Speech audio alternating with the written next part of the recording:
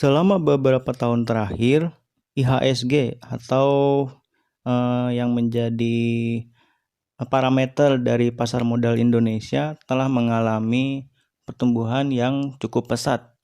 Seenggaknya sejak tahun 2008 sampai tahun 2018, IHSG ini telah mengalami periode yang dinamakan periode bullish atau periode kenaikan yang bisa dibilang cukup bagus selama 2008 sampai tahun 2018, ya mungkin sekitar 10 tahun lebih lah. Bahkan diklaim sebagai salah satu yang terbaik di dunia. Dan coba kita cek grafik IHSG. Di sini kita bisa lihat bahwa sejak tahun 2011 IHSG terus mengalami kenaikan. Terus di tahun 2013 naik, 2014 sampai tahun 2018 terus naik. Walaupun sempat anjlok beberapa kali, tapi setelah anjlok itu langsung naik lagi ke level yang lebih tinggi. Nah, itu puncak tertingginya ada di tahun 2018. Setelah itu di tahun 2019 ada puncak lagi, tapi tidak setinggi di tahun 2018. Dan akhirnya di tahun 2020 karena adanya pandemik, IHSG langsung anjlok parah. Tentunya IHSG ini menjadi parameter atau patokan bagaimana kondisi saham-saham yang ada di Indonesia. Nah, di kondisi seperti ini tentunya memberikan dampak negatif bagi orang-orang yang masih banyak memegang saham. Saham apapun dan sebagus apapun juga tetap kena. Entah itu BRI, BCA, Unilever, Astra, bahkan Indofood, dan Telkom yang terkenal cukup bagus. Saham-saham yang reputasinya cukup baik, besar, dan stabil, itu semuanya anjlok. Apalagi saham-saham yang kurang bagus. Bahkan ada saham yang anjloknya mencapai 50%. Dan lebih parah lagi 70% atau lebih. Kebayang gak sih gimana rasanya kehilangan uang 70% itu tuh? Ibarat nih ya, kita beli rumah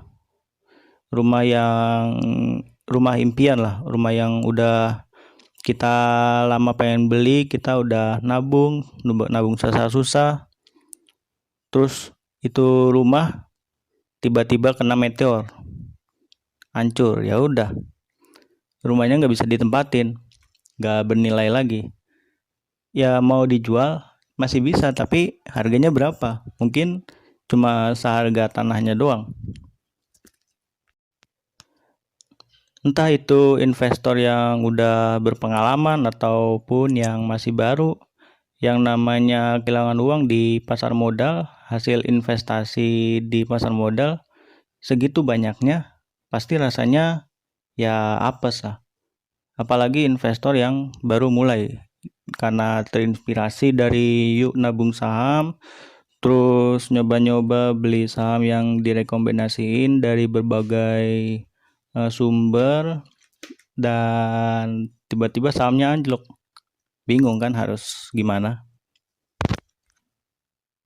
Jangankan di kondisi krisis kayak gini, di kondisi bullish pun, dimana kebanyakan saham itu semuanya naik, ya masih ada aja investor yang asal beli saham terus hanya karena ikut-ikutan rekomendasi, akhirnya kehilangan separuh modalnya atau lebih. Ya ibarat kayak rumah yang kena meteor tadi.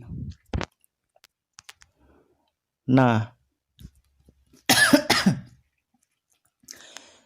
tentunya kita nggak pernah tahu harga saham arahnya akan kemana.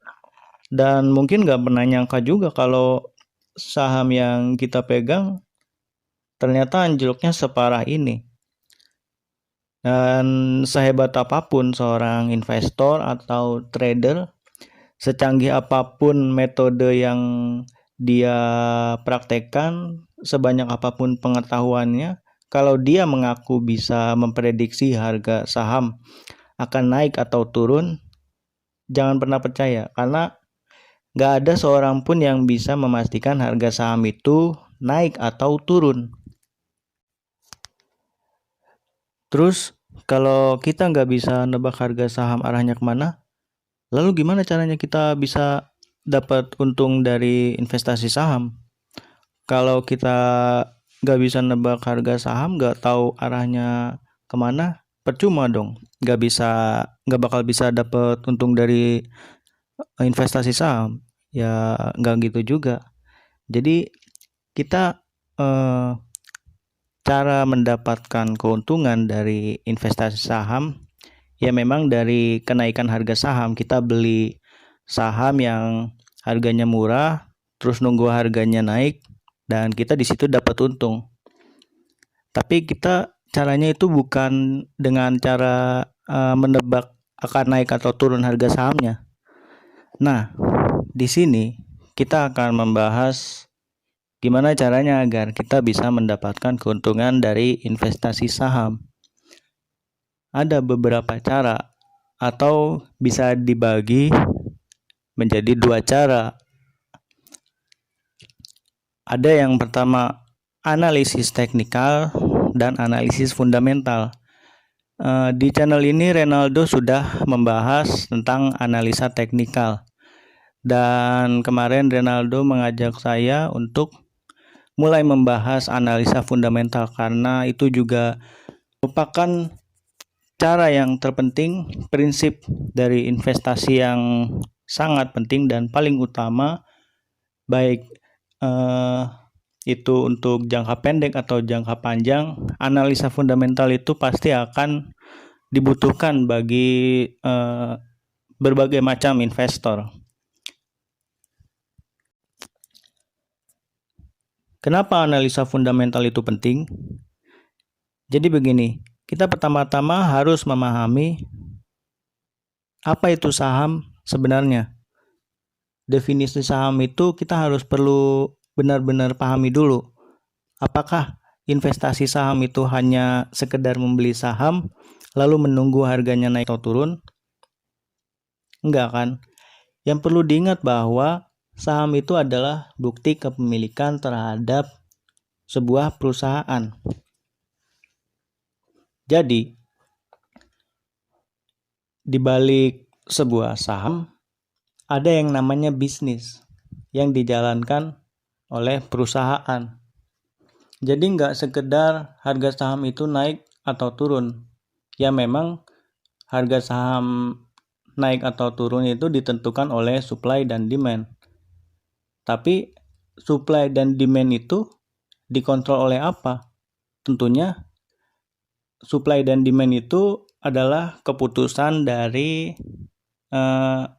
seluruh investor yang ada di bursa saham. Nah, orang-orang yang mengambil keputusan beli atau jual ini mempengaruhi supply dan demand. Nah, semua investor ini tentunya nggak sembarangan dalam membeli saham. Mereka juga melihat informasi-informasi yang ada di dalam perusahaan. Jadi, analisa fundamental itu mempelajari bagaimana dasar dari suatu perusahaan. Namanya fundamental, jadi mempelajari hal yang mendasar, mempelajari bisnis dari perusahaan tersebut, bagaimana perusahaan menjalankan bisnisnya. Kalau perusahaan bisnisnya bagus dan dijalankan oleh manajemen yang bagus, dikelola dengan baik, maka hasilnya akan bagus di laporan keuangan. Dan tentunya nanti orang-orang akan melihat, para investor ini akan melihat, oh ini saham ini ternyata mulai bagus, ini pertumbuhannya bagus. Dan akhirnya lama-kelamaan para investor ini mulai tertarik untuk membeli saham tersebut dan akhirnya memperbanyak demand dan mendorong harga sahamnya untuk terus naik dan terus naik. Disitulah kenapa analisa fundamental itu sangat diperlukan dan sangat menjadi dasar dalam pengambilan keputusan yang harus kita praktekkan dan kita pelajari supaya kita bisa mendapatkan keuntungan dari investasi saham. Tapi selanjutnya pasti di antara kalian ada yang bertanya-tanya, berarti analisa fundamental itu harus paham bisnis dong? Kan saya nggak pernah belajar ekonomi atau bisnis. Berarti saya nggak bakal bisa dong analisa fundamental. Enggak juga. Analisa fundamental itu sesimpel kayak gini. Katakanlah Anda orang Jakarta, rumahnya deket mall kota Casablanca. Terus Anda hobinya pergi ke mall, shopping, nonton, dan segala macam. Intinya Anda itu senang banget lah jalan-jalan di mall kota Casablanca. Pernah nggak berpikir, ini yang punya mall kota Casablanca ini pasti kayaknya luar biasa, super duper kaya, dan pasti dapat keuntungan yang sangat banyak, karena kalau orang Jakarta pasti tahu bagaimana ramenya, macetnya di kota Casablanca. Nah, dari situ coba kita cari tahu, kota Casablanca ini punya siapa sih?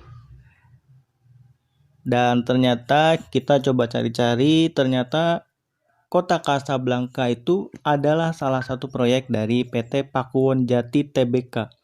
Kita bisa lihat statusnya Tbk. Kalau kita nemu perusahaan yang ada tulisannya Tbk, berarti kita bisa ikutan menjadi pemilik perusahaan itu. Dan artinya kita juga bisa ikut mendapatkan keuntungan dari perusahaan tersebut. Kan kita setiap hari udah jalan-jalan ke kokas kan, ngabisin duit, jajan, nonton, segala macam. Nah, jangan cuma ngabisin duit di kokas aja. Kalau kita tahu bahwa mall kokas itu udah mengeruk keuntungan dari kita, kenapa enggak kita coba ikut ambil keuntungan dari mall kokas juga? Jadi uangnya balik-balik ke kita lagi. Nah, analisa fundamental itu sesimpel itu. Walaupun kalau pengen menganalisa fundamental secara lengkap, kita harus paham akuntansi, kita harus paham cara membaca laporan keuangan, kita juga harus memahami bagaimana perilaku dari manajemen dalam mengelola perusahaan, kita harus memahami ilmu ekonomi juga, dan segala macam lah. Tapi intinya yang tadi itu kita harus pahami apa yang mendasari sebuah saham. Dan intinya di balik sebuah saham ada bisnis yang dijalankan oleh perusahaan. Ya, nanti kita akan pelan-pelan membahas segala macam istilah-istilah yang ada di analisa fundamental. Tapi untuk pemahaman awalnya seperti itu. Kita bisa memilih saham yang bagus dari produk-produk sehari-hari yang kita pakai. Kita misal makan mie instan, produsennya siapa? Oh, ternyata Indofood. Ya, kita bisa mungkin contohnya seperti itu, investasi di perusahaan-perusahaan yang produk sehari-harinya kita pakai. Lalu kita balik lagi bahas kondisi krisis saat ini. Kalau kondisi krisis kayak gini, kan semua saham anjlok. Berarti percuma dong udah analisa capek-capek, ternyata akhirnya anjlok juga. Nah, analisa fundamental inilah yang membedakan mana investor yang bisa bertahan di dalam kondisi krisis seperti ini dan mana yang tidak bisa bertahan. Kenapa begitu? Gini alasannya. Coba kita bayangkan ada dua investor yang memegang satu saham yang sama. Katakanlah mereka ini sama-sama memegang saham Telkom. Tapi bedanya investor A beli saham Telkom karena alasannya Telkom itu fundamentalnya bagus dan kuat, kondisi keuangannya kuat, terus juga bisnisnya itu dalam jangka panjang bagus. Sementara investor B beli saham Telkom itu nggak tahu fundamentalnya itu kayak gimana. Si investor B ini beli hanya karena temannya bilang kalau saham Telkom itu bagus. Lalu di kondisi krisis kayak gini bakal kelihatan perbedaannya. Investor A yang udah tahu kalau Telkom itu fundamentalnya bagus, dia akan lihat dulu bisnisnya kayak gimana. Oh, ternyata Telkom ini bisnisnya masih bagus-bagus aja. Dia masih bisa bertahan di kondisi krisis kayak gini. Jadi dia ya walaupun lihat harga sahamnya anjlok, ya dia santai-santai aja. Dia nggak selling, dia nggak jual sahamnya panik walaupun harga sahamnya anjlok. Tapi si investor B ini langsung panik. Dia otomatis langsung panik lah, karena ya dia beli saham Telkom ini karena ikutan temennya aja. Dia nggak tahu fundamental Telkomnya itu kayak gimana. Jadi pas harga saham Telkom ini anjlok, dia nggak lihat dulu kalau ternyata Telkom ini masih bagus bisnisnya. Jadi dia langsung asal jual aja itu saham Telkom. Karena dia nggak tahu, maka akhirnya dia jual sahamnya dalam kondisi yang merugi. Dua-duanya ini mengalami kondisi yang sebenarnya sama. Mereka beli saham Telkom dan dua-duanya sahamnya sama-sama anjlok. Tapi bedanya investor B ini benar-benar rugi karena udah jual sahamnya. Sementara investor A belum benar-benar rugi dan masih bisa mendapatkan peluang untuk mendapatkan keuntungan. Karena Telkom ini fundamentalnya masih bagus, dia tinggal nunggu aja kondisi krisis ini selesai, terus nanti harga sahamnya naik lagi. Ya kira-kira begitulah perbedaan antara investor yang memahami analisa fundamental dan investor yang tidak memahami analisa fundamental. Jadi disitulah pentingnya mengapa analisa fundamental itu harus dilakukan dan mengapa setiap kita membeli saham itu harus didasari dengan keputusan yang benar-benar kuat. Alasan yang benar-benar kuat kenapa kita harus membeli saham tersebut. Jadi, kondisinya seperti apapun, harga sahamnya naik atau turun anjlok kayak gini, kita nggak bakalan panik atau kebingungan. Kita bakal lihat fundamentalnya dulu masih bagus apa enggak. Kalau kita lihat fundamentalnya masih bagus, ya kita santai-santai aja. Kita nggak perlu panik berlebihan. Ya mungkin waspada boleh, karena mungkin kondisinya bisa lebih buruk dari sekarang. Bisa juga berefek ke fundamental perusahaan. Bisa juga ntar bisnisnya makin jelek. Tapi intinya kalau udah paham bisnisnya masih bagus, walaupun harga sahamnya anjlok, kita masih bisa tetap pegang saham itu, nggak panik selling. Karena kalau kita panik selling, kita malah rugi. Tapi kalau kita tetap pegang sahamnya, kita masih bisa nunggu harganya naik dan kita nggak jadi rugi, kita malah dapat untung. Seperti itu kira-kira mengapa kita harus belajar analisa fundamental. Nanti kita akan bahas satu persatu bagaimana cara analisa fundamental yang baik. Selain analisa fundamental, kita juga akan mempelajari bagaimana money management yang baik atau cara mengatur seberapa banyak uang yang harus kita investasikan. Pokoknya mengatur bagaimana kita menempatkan uang kita di saham yang ingin kita investasikan lah. Lalu kita juga akan membahas bagaimana psikologi investasi atau bagaimana harusnya kita bersikap terhadap saham dan pergerakan saham kita yang ada di pasar modal, dan bagaimanapun juga kita harus tetap memahami laporan keuangan. Karena disitulah basisnya, dasarnya kita bisa memahami bisnis sebuah perusahaan itu bagus atau enggak. Tapi gak usah khawatir, apapun latar belakang Anda Anda pasti bisa memahami laporan keuangan perusahaan. Nanti kita akan bahas secara perlahan gimana caranya kita memahami laporan keuangan. Kita kupas satu persatu masing-masing bagian yang ada di laporan keuangan. Pokoknya masih panjang ya perjalanan kita. Masih banyak yang akan kita bahas. Jadi kalau mau tahu gimana pembahasan yang ada di channel ini, kita belajar sama-sama. Silahkan subscribe channel ini. Terus jangan lupa klik loncengnya biar nanti bisa muncul notifikasi kalau ada video baru dari channel ini. Sekian untuk video kali ini. Semoga bermanfaat dan sampai ketemu di video selanjutnya.